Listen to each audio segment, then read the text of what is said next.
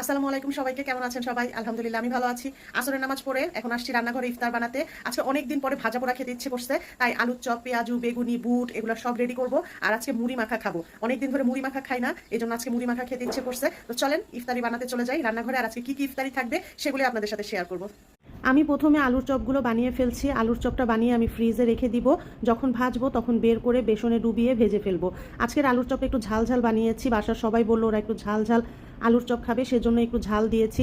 শুকনো মরিচের গুঁড়া দিয়েছি, পেঁয়াজ আর ধনিয়া পাতা দিয়ে আমি আজকে আলুর চপটা বানিয়েছি। আর মাশাআল্লাহ আজকের বাইরের ওয়েদারটা কিন্তু খুব সুন্দর ছিল, রোদ ঝলমল করছিল, সাথে বাতাসও ছিল। আর আপনাদের সবার দোয়ায় আলহামদুলিল্লাহ আমার বাচ্চা দুইটা এই বছর 12টা রোজা কমপ্লিট করলো। আমি দোয়া করি আপনারাও দোয়া করবেন যাতে ওরা এই বছর পুরো 30টা রোজা করতে পারে। ওরা বলেছে যে 30টা রোজাই রাখবে, আপনারা একটু দোয়া করবেন যাতে ওরা 30টা রোজা কমপ্লিট করতে পারে।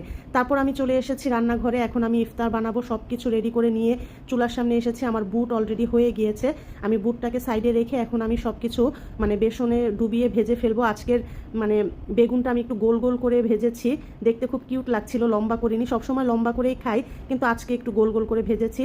আর এই বছর রোজাতে আমি সেই প্রথম রোজায় আলুর চপ, বেগুনি, পেঁয়াজু এগুলো বানিয়েছিলাম। আর আজকে 12তম রোজা, সেই 12 রোজায় এসে আজকে আবার আমরা আলুর চপ, পেঁয়াজু, বেগুনি খাচ্ছি।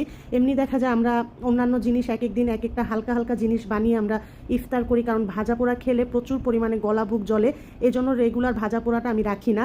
আলহামদুলিল্লাহ সব কিছু আমার রেডি হয়ে গিয়েছে, আমরা হাত মুখ ধুয়ে এখন ইফতার করতে বসবো। টেবিলে সব কিছু রেডি করেছি, পেঁয়াজু, আলুর চপ, তারপর বুট, এখানে শশা কেটেছি, একটু ঘুগনি বানিয়েছি, বুরিন্দা এনেছি বাজার থেকে, এখানে আমার হাতে তৈরি দই বড়া ছিল, তারপর চিকেন দো পেঁয়াজা, পরোটা আর গুড়ের সালাদ, এগুলো দিয়ে আজকে বাচ্চাদেরকে নিয়ে সবাইকে নিয়ে ইফতার করব। তো আমাদের ইফতারটা আমি কমপ্লিট করলাম। ইফতার শেষ হওয়ার পরে যেই প্লেট বাসনগুলো জমে, এগুলো যে কি পরিমাণে কষ্ট লাগে ইফতারের পরে নামাজ শেষ করে রান্নাঘরে গিয়ে এগুলো পরিষ্কার করতে অনেক বেশি বোরিং লাগে। আমার মতো কার কার এগুলো করতে অনেক বেশি বোরিং লাগে অবশ্যই কমেন্টে জানাবেন।